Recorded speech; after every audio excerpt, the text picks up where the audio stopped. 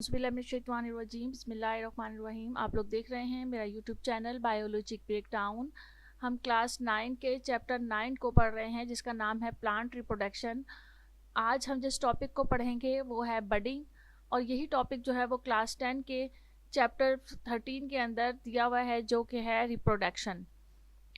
तो ये जो टॉपिक्स है ये दोनों क्लासेस के लिए जो है वो मौजूद है यहाँ पर। बडिंग में हम पढ़ते हैं कि इसमें क्या जो है वो रिप्रोडक्शन के मुतालिक बताया गया है और किस तरह से जो है वो यहाँ पर इस सेक्सुअल रिप्रोडक्शन होती है। सबसे पहली चीज़ ये कि बडिंग जो है वो ए सेक्सुअल रिप्रोडक्शन की ही किस्म है, यानी ए सेक्सुअल रिप्रोडक्शन जो कि सिंगल पेरेंट्स के ज़रिए से होती है, जो हमने पहले भी इसकी डेफिनेशन पढ़ी थी। सिंगल पेरेंट्स के ज़रिए से जो रिप्रोडक्शन होती है वो एसेक्सुअल रिप्रोडक्शन होती है, और इसकी एक किस्म जिसको हम पहले पढ़ चुके हैं वो बाइनरी फिजन पढ़ी थी हमने। आज हम जिस काइंड को हम पढ़ेंगे वो है budding. A tiny outgrowth called bud emerges on the parents body. अगर हम बडिंग की डेफिनेशन देखें तो बडिंग की डेफिनेशन हम ऐसे डिफाइन कर सकते हैं कि एक ऐसी छोटी सी ग्रोथ जो कि किसी पेरेंट्स की बॉडी में से बड की सूरत में जो है वो निकलती है, उसे बडिंग कहा जाता है। Imagine it like a small bulge. ऐसे इमेजिन करें जैसे ये एक छोटा सा, जैसे कोई बबल जो है वो निकल आया हो, या जो कोई भी जो है वो बॉडी के अंदर से कोई उभार सा जो है वो निकला हुआ हो। In yeast which is a single celled fungus, this outgrowth forms on one side of the cell. Yeast में अगर हम इसकी एग्जांपल्स को देखें कि बडिंग जो है वो कौन से ऑर्गेनिजम्स में होती है, तो ईस्ट के अंदर वो बता रहे हैं जो कि एक सिंगल सेल फंगस है। यानी ईस्ट जो है वो क्या है, एक सिंगल सेल फंगस है।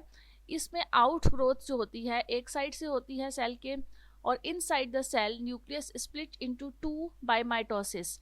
यानी ईस्ट के एक तरफ से जो है वो एक बड सी फॉर्म हो जाती है जैसे आपको यहाँ नज़र आ रहा है, और अंदर जो इंटरनली है उसके जो न्यूक्लियस मौजूद होता है उसके अंदर जो है वो स्प्लिटिंग हो जाती है, यानी वो एक से दो में कन्वर्ट होना शुरू हो जाता है। और किस तरह से होता है, माइटोसिस के ज़रिए से। And one of these new nuclei goes into the out growth. और एक न्यूक्लियस जो है जब वो डिवीजन हो जाती है तो उनमें से एक न्यूक्लियस जो है वो जो आउट ग्रोथ यानी बाहर की तरफ जो बड बनी थी उसमें ट्रांसफ़र हो जाता है। Sometimes the parent cells can have more than one of these outgrowths। और कभी कभार ऐसा होता है कि पेरेंट्स जो है उसमें से एक की बजाय ज़्यादा जो है वो आउटग्रोथ्स बन जाती हैं, यानी एक की बजाय काफ़ी सारी जो है वो आउटग्रोथ होती हैं। आउटग्रोथ मतलब काफ़ी सारे जो है वो बर्ड्स बन जाते हैं। Each outgrowth gets bigger and becomes more like the parents. और हर आउटग्रोथ यानी हर बर्ड जो है वो बड़ा होना शुरू हो जाता है और बिल्कुल वैसा ही हो जाता है जैसा कि पेरेंट था। Eventually the outgrowth can break away from the parent. और जब ये आउटग्रोथ बड़ी हो जाती है यानी बिल्कुल पेरेंट्स जैसी हो जाती है, तो फिर जो है वो इनमें ब्रेक डाउन हो जाता है, यानी वो अपने पेरेंट्स से अलहदा हो जाती है। In other cases the outgrowth stay attached and this leads to group of individual living close together। अब वो यहाँ ये बता रहे हैं कि कुछ केसेस में ऐसा होता है कि ये बर्ड्स पेरेंट्स से अलग हो जाती हैं और एक अलग इंडिविजुअल के तौर पर जो है वो काम करती हैं। लेकिन कुछ केसेस ऐसे होते हैं जहाँ पर ये जो बर्ड्स हैं ये अलहदा नहीं होती हैं और पेरेंट्स के साथ ही अटैच रहती हैं और एक कम्युनिटी की तरह से जो है वो काम करती हैं। यही प्रोसेस अगर आप देखें तो ये आपको क्लास 10 की बुक में नज़र आएगा, बडिंग इन ईस्ट। यहाँ पर भी जो है वो ईस्ट की रिप्रोडक्शन बताई गई है और सेम यही प्रोसेस 9th क्लास की बुक में दिया गया है।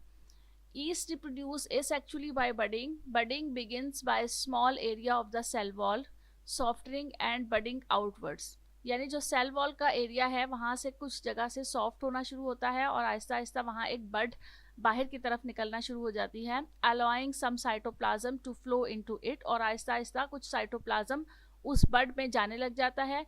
The nucleus divides by mitosis into two nuclei. और जो न्यूक्लियस है वो डिवाइड हो जाता है दो न्यूक्लियस में। One of the two nuclei pass into the outgrowth which is known as a bud. उनमें से एक न्यूक्लियस जो है वो बड में ट्रांसफर हो जाता है and the bud soon increases in size and other cell organelles such as mitochondria are formed into it. और इसी तरह से बड जो है वो अपना साइज़ इंक्रीज़ करना शुरू कर देती है और एक टाइम पर ऐसा आता है कि कुछ सेल ऑर्गेनल्स भी जो है वो उसमें बन जाते हैं. Sometimes the bud separate immediately from the parents or remains attached to the parent cells. So same वही बातें हैं जो कि 9th क्लास की बुक में बताई गई हैं कि कभी कभार ऐसा होता है कि जो बर्ड्स हैं वो सेपरेट हो जाती हैं फॉरन से, और कभी ऐसे होता है कि पेरेंट्स के साथ ही रिमेन अटैच रहती हैं, और एक सब चेन ऑफ ईस्ट सेल, एक ईस्ट की जो है वो एक चेन की शक्ल इख्तियार कर लेती हैं, जैसे कि आपको यहाँ डायग्राम में नज़र आ रहा है. ये आपको दोनों बुक्स में से इसलिए बता दिया गया है कि आपको जहाँ से भी इजी लगती है वर्डिंग आप वहाँ से याद कर सकते हैं. जहाँ से आपको ज़्यादा मटेरियल मिलता है याद करने के लिए वहाँ से आप जो है वो याद कर सकते हैं, ताकि आप लोगों का कॉन्सेप्ट हर तरीके से जो है वो क्लियर हो सके, और किसी भी किस्म का क्वेश्चन वो अगर पूछें इससे मुतल्लिक तो आपको उसका आंसर देना आता हो. फिर यहाँ पर एक और है जो है वो आपको एग्जाम्पल के ज़रिए से भी बताया गया है क्लास 10 की बुक में कि हाइड्रा में बडिंग कैसे होती है. बिल्कुल जैसे कि ईस्ट में बडिंग होती है इसी तरह से हाइड्रा में भी होती है. A bud is a small outgrowth on the body of the parent's organisms. जो पेरेंट का ऑर्गेनिज्म होता है उसकी बॉडी में से एक छोटी सी बड बाहर की तरफ निकलती है. The bud grows into a new individual, for example hydra, और ये बड जो है वो आहिस्ता आहिस्ता ग्रो होकर एक नया इंडिविजुअल हाइड्रा बना लेती है.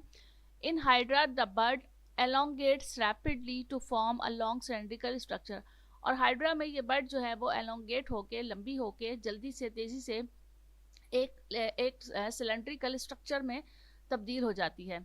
आप इस डायग्राम को भी देख सकते हैं. हैविंग माउथ एंड टेंटिकल्स, वो बिल्कुल उसी तरह से जैसे पेरेंट्स के टेंटिकल्स होते हैं, माउथ होता है, इसी तरह से जो बड होती है उसके भी जो है वो टेंटिकल्स और माउथ वगैरह बन जाता है. इट में remains attach to the parents body और फॉर सम टाइम्स, और कभी कभार ये पेरेंट्स की बॉडी के साथ ही अटैच रहती है, और कभी जो है वो ये यंग वन सेपरेट हो जाता है और बिल्कुल पेरेंट्स की तरह से जो है वो इंडिपेंडेंटली अपना फंक्शन परफॉर्म करता है.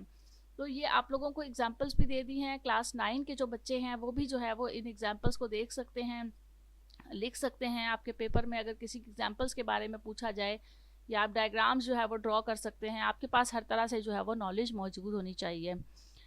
नेक्स्ट हमारा टॉपिक है spore formation. Spores are very small, unicellular, non motile, thick walled, resistant, asexual reproductive bodies. अब सबसे पहले यहाँ पर स्पोर्स की डेफिनेशन या स्पोर्स को डिफाइन किया गया है कि स्पोर्स बेसिकली होते क्या हैं. ये बहुत छोटे एक सेल वाले जो है वो एक सेल वाला स्ट्रक्चर होता है, यूनिसेलुलर, नॉन मोटाइल होते हैं, यानी ये जहाँ पर भी मौजूद होते हैं वहाँ इनकी मूवमेंट नहीं हो रही होती है, और थिक वॉल्ड, और इनकी जो वॉल होती है यानी जो सेल वॉल होती है इनकी वो बहुत ज़्यादा थिक होती है, इसलिए वो रेजिस्टेंट होते हैं. किसी भी किस्म की जो बाहर का इन्वायरमेंट होता है उसके खिलाफ वो जो है वो एक्ट कर सकते हैं, उससे बच सकते हैं. एसेक्सुअल रिप्रोडक्टिव बॉडीज़, और एसेक्सुअल रिप्रोडक्टिव बॉडीज़ होती हैं यानी ये अगर रिप्रोड्यूस इनके अंदर रिप्रोडक्शन होती है तो वो एसेक्सुअली होती है. In many fungi like Rhizopus, when they are ready to make new ones, their body cells create strong. बहुत सारे यहाँ पर एग्जाम्पल से देके बताया जा रहा है कि बहुत सारे फंजाई जो हैं, जैसे कि एक राइजोपस है, वो रेडी होता है नया एक अपने जैसा ही फंजाई बनाने के लिए, और उनकी जो बॉडी के सेल्स हैं वो बहुत ज़्यादा create strong protective bags called sporangia. उनकी बॉडी के जो सेल्स होते हैं वो एक बहुत स्ट्रॉन्ग मजबूत किस्म का एक प्रोटेक्टिव बैग बनाते हैं जिसे स्पोरेंजिया कहा जाता है. On the tip of a stalk called sporangiophores, और जो उसकी टिप होती है, इसकी जो स्टॉक है यानी जो डंडी होती है इसकी राइजोपस की, उसकी जो स्टॉक है उसकी जो टिप है उसे स्पोरेंजियोफोर्स कहा जाता है. आपको डायग्राम्स के ज़रिए से जो है वो ये शो कर देते हैं कि ये देखें ये इसकी स्टॉक है, और इसकी स्टॉक के ऊपर ये जो इसकी टिप है इसे जो है वो स्पोरेंजियोफोर कहा जा रहा है, और इसके अंदर यहाँ पर जो है वो स्पोरेंजियम बन रहे हैं, स्पोरेंजियम जो है वो फॉर्म हो रहे हैं, और इस पूरी एक बॉडी को स्पोरेंजिया कहा जा रहा है. Cells divided a lot and make many tiny cells called spores. Cells जो है वो बहुत दफ़ा डिवाइड होता है, यानी सेल के अंदर माइटोसिस का प्रोसेस होता है और उसके अंदर जो है वो स्पोर्स बनना शुरू हो जाते हैं. ये आपको यहाँ नज़र आ रहा होगा. स्पोरेंजियम के अंदर जो है वो मुख्तलिफ किस्म के डिवीजन के बाद, माइटोसिस के बाद जो है वो बहुत सारे जो है वो स्पोर्स बनना शुरू हो गए हैं. Each spore has a tough shell called a cyst that helps it survive. और हर एक स्पोर जो है जैसे कि ऊपर आपको बताया गया था स्पोर की डेफिनेशन में, उसका एक टफ शेल होता है, यानी एक हार्ड शेल होता है जिसे सिस्ट कहा जाता है। और ये जो सिस्ट है ये हेल्प करती है इसको अनफेवरेबल पीरियड में, यानी उस पीरियड में जबकि इसकी ग्रोथ नहीं होनी है या इसने अभी जो है वो ग्रोथ नहीं करनी है, उस टाइम पर सर्वाइव करने में। When the sporangia are grown up, they pop open and let the spores out. ये स्पोरेंजिया, ये वाला जो स्पोरेंजिया है, जब ये मुकम्मल तौर पर डेवलप हो जाता है यानी ग्रोन अप हो जाता है, मेच्योर हो जाता है, तो ये स्पोरेंजिया पॉप अप हो जाता है, यहाँ से ये बस्ट हो जाता है और इसके अंदर से स्पोर्स जो है वो आउट हो जाते हैं, स्पोर्स बाहर आ जाते हैं। When the conditions becomes favorable, these spores start growing into new rhizopus. और ये स्पोर्स बाहर आने के बाद जिस जिस जगह पर भी गिरते हैं या जहाँ पर भी ये मौजूद होते हैं, ये अपनी स्ट्रक्चर की वजह से, हार्ड शेल की वजह से, थिक वॉल की वजह से और रेजिस्टेंट होने की वजह से ये जो स्पोर्स हैं ये अपने आप को इन्वायरमेंट से जो है वो मुकाबला करते रहते हैं, माहौल से। और जब इसको फेवरेबल कंडीशन मिलती है, जब वो कंडीशन जिसमें इसकी ग्रोथ होती है वो कंडीशन इसको मिलती है, तो उस टाइम पर ये स्पोर जो है वो एक नया राइजोपस फॉर्म कर लेते हैं।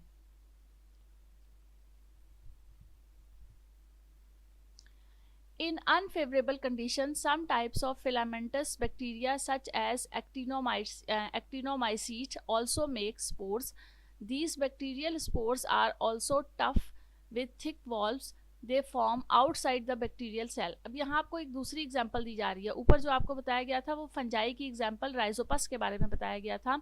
यहाँ आपको ये बताया जा रहा है कि बाज़ औक़ात ऐसा होता है कि अनफेवरेबल कंडीशन होती है, यानी वो कंडीशन जिसमें बैक्टीरिया जो है वो ग्रोथ नहीं करते हैं, उस कंडीशन में कुछ बैक्टीरिया ऐसे होते हैं, फिलामेंटस बैक्टीरिया होते हैं, जैसे कि एक्टिनोमाइसीट है, ये भी जो है वो स्पोर्स बना लेते हैं। और these bacterial spores are also tough with thick walls. और ये जो बैक्टीरियल स्पोर्स हैं ये भी उन्हीं स्पोर्स की तरह से, इनकी जो सेल वॉल होती है वो बहुत थिक होती है।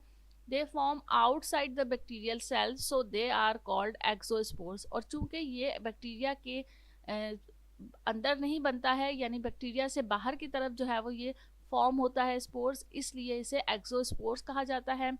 Upon germinations, each spore form parental filaments, give rise several new bacterial filaments. और क्या होता है, ये जब आउटसाइड द बैक्टीरियल सेल्स होता है ये एक्सोस्पोर्स बन जाते हैं और जर्मिनेशन के दौरान हर स्पोर जो है वो पेरेंटल फिलामेंट्स की तरह से जो है वो बढ़ता है और एक नया बैक्टीरियल फिलामेंट जो है वो एक्टिनोमाइसीट जैसा फिलामेंट बना लेता है। This is important to note that microspores and megaspores in seed producing plants और the spores of bryophytes and patridiophytes that give rise gametophyte body are not supposed to be the part of asexual reproduction, because during the spores formation in these plants meiosis genetically involves. अब ये जो spores formation की यहाँ पर बात हो रही है वो यहाँ ये बता रहे हैं कि ये चीज़ इंपॉर्टेंट है नोट करना कि जो प्लांट्स के अंदर माइक्रोस्पोर्स और मेगास्पोर्स की फॉर्मेशन हो रही होती है, जो सीड के अंदर जो है वो सीड फॉर्मेशन के दौरान होती है, सीड प्रोड्यूसिंग प्लांट्स जो होते हैं उनमें जो होती है, वहाँ पर जो स्पोर्स बन रहे होते हैं जैसे कि ब्रायोफाइट्स में बनते हैं, पेट्रिडियोफाइट्स में बनते हैं, वो गैमेटोफाइट्स बॉडी बनाते हैं। और गैमेटोफाइट बॉडी एक ऐसी बॉडी होती है जो कि एसेक्सुअल रिप्रोडक्शन के ज़रिए से नहीं बनती है, यानी suppose to be the part of asexual reproduction, because during the spore formation in these plants meiosis. इसको हम एसेक्सुअल रिप्रोडक्शन को सपोज तो कर सकते हैं, लेकिन इसमें जो डिवीज़न होती है वो मियोसिस की डिवीज़न के ज़रिए से ये जो है वो डिवाइड होते हैं, तभी ये गैमेटोफाइट प्रोड्यूस करते हैं। यानी यहाँ जो स्पोर्स फॉर्मेशन हो रही थी उनमें माइटोसिस का प्रोसेस हो रहा था, और इन जो प्लांट्स हैं जो कि ब्रायोफाइट्स और पेट्रिडियोफाइट्स प्लांट्स हैं, इनमें जो स्पोर फॉर्मेशन हो रही है जो जिसमें माइक्रोस्पोर्स और मेगास्पोर्स बन रहे हैं, इसमें मियोसिस के ज़रिए से डिवीज़न हो रही है, जिसकी वजह से ये दोनों आपस में एक दूसरे से बहुत ज़्यादा डिफरेंट है। नेक्स्ट जो हमारा टॉपिक है वो है parthenogenesis. Parthenogenesis is the development of an offsprings directly from unfertilized egg. Parthenogenesis एक ऐसी डेवलपमेंट है, एक ऐसा प्रोसेस है जिसमें जो एक ऑफस्प्रिंग है वो एक अनफर्टिलाइज्ड एग से फॉर्म होता है। In flowering plant is defined as asexual formation of a seed from the maternal tissues of the ovules।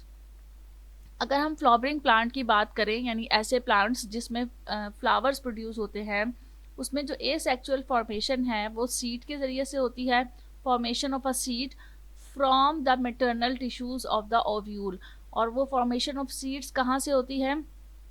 जो मैटरनल टिश्यूज़ हैं, यानी जो फ्लावर का जो फ्लावर्स के जो मैटरनल टिश्यूज़ हैं, जो कार्पल जहाँ पर मौजूद होता है, ओव्यूल है जहाँ पर, वहाँ से बनती है।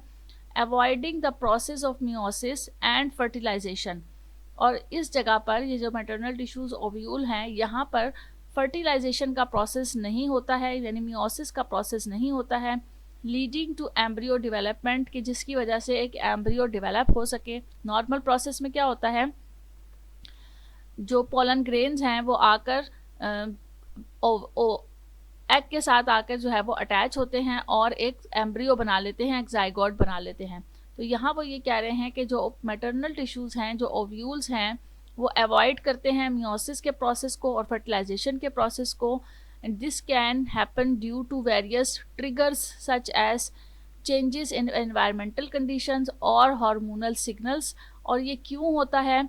ये इस वजह से होता है कि बहुत सारी उसकी बॉडी के अंदर जो प्लांट्स हैं या जो फ्लावर्स हैं, उनकी बॉडी में बहुत सारे हार्मोनल चेंजेस होते हैं, या बहुत सारे एनवायरमेंटल कंडीशंस ऐसी होती हैं जिसकी बेस पर जो है वो ये सारा प्रोसेस होता है कि जो फर्टिलाइजेशन का और मियोसिस का प्रोसेस है वो नहीं होता है। Parthenogenesis in plants is also known as apomixis. और जो पार्थेनोजेनेसिस प्लांट के अंदर होता है उसे हम एपोमिक्सिस भी कहते हैं। Since parthenogenesis involves the creation of offsprings without the fusion of genetic material, लिहाजा हम ये कह सकते हैं कि पार्थेनोजेनेसिस जो है वो एक ऐसी क्रिएशन है ऑफस्प्रिंग्स की जो कि फ्यूजन के बगैर होती है, जेनेटिक मटेरियल के फ्यूजन के बगैर होती है, दो पेरेंट्स के, यानी दो पेरेंट्स का जेनेटिक मटेरियल फ्यूज़ नहीं होता है और फिर भी जो है वो एक ऑफ स्प्रिंग्स डिवेलप होता है। It is considered a form of asexual reproduction, और इसे एसेक्सुअल रिप्रोडक्शन की ही किस्म कंसीडर किया जाता है, क्योंकि एसेक्सुअल रिप्रोडक्शन वही होती है जिसमें सिंगल पेरेंट्स के ज़रिए से जो है वो बॉडी या बेबी जो है वो फॉर्म हो रही होती है। तो पार्थेनोजेनेसिस भी एसेक्सुअल रिप्रोडक्शन की ही एक टाइप है। इसी प्रोसेस को अगर आप क्लास 10 की बुक में देखें तो इसमें जो वर्डिंग लिखी हुई है वो और इजी लिखी हुई है। तो अगर आपको वहाँ से ये टॉपिक जो है वो याद नहीं होता है तो आप इसे यहाँ क्लास 10 की बुक में से भी याद कर सकते हैं। In parthenogenesis and unfertilized egg develop into new offsprings. Parthenogenesis की सिंपल सी डेफिनेशन यहाँ इन्होंने बताई हुई है कि एक ऐसा प्रोसेस जो कि जिसमें एक अनफर्टिलाइज्ड एग जो है वो डेवलप करता है एक नया offspring. Some fishes, frogs and insects reproduce by parthenogenesis। और उसके एग्जाम्पल में हम लिख सकते हैं कि कुछ फिशेस ऐसी होती हैं, फ्रॉग्स होते हैं, इंसेक्ट्स होते हैं जो कि पार्थेनोजेनेसिस के ज़रिए से प्रोड्यूस होते हैं। For example honey bee queen lays 2 types of eggs. मिसाल के तौर पर हनी बी जो है, जो शहद की मक्खी क्वीन होती है, वो ऐसे जब अंडे देती है 2 टाइप्स ऑफ एग्स, तो वो 2 तरह के अंडे देती है। The unfertilized eggs develop into haploid males drones. जो अनफर्टिलाइज्ड एग होते हैं, यानी जो फर्टिलाइज्ड एग नहीं होते हैं, वो जो है वो हैप्लॉइड मेल्स डेवलप करते हैं जिन्हें ड्रोन्स कहते हैं by parthenogenesis and fertilized egg into diploid female. और जो फर्टिलाइज्ड एग होते हैं वो डिप्लॉइड फीमेल्स होती हैं जो कि न्यू क्वीन और वर्कर बीज बनाती हैं। यानी जो शहद की मक्खियाँ हैं उनके अंदर कैटेगरीज होती हैं कि कौन कौन से जो है वो जो बीज हैं उन्होंने क्या क्या जो है वो उनका वो होगा जेंडर होगा और वो किस तरीके से जो है वो काम करेंगे। तो उनमें शहद की मक्खियों के अंदर कुछ ड्रोन्स होते हैं, कुछ वर्कर्स होती हैं, कुछ क्वीन बीज होती हैं। जो अनफर्टिलाइज्ड एग होता है वो सारे ड्रोन्स बनाते हैं, यानी वो सारे मेल्स होते हैं। और जो फर्टिलाइज्ड एग होते हैं उसमें से कुछ जो है वो वर्कर्स बनते हैं और कुछ जो है वो क्वीन बी बनती है। तो ये पार्थेनोजेनेसिस की एग्जांपल भी जो है वो हम यहाँ से दे सकते हैं।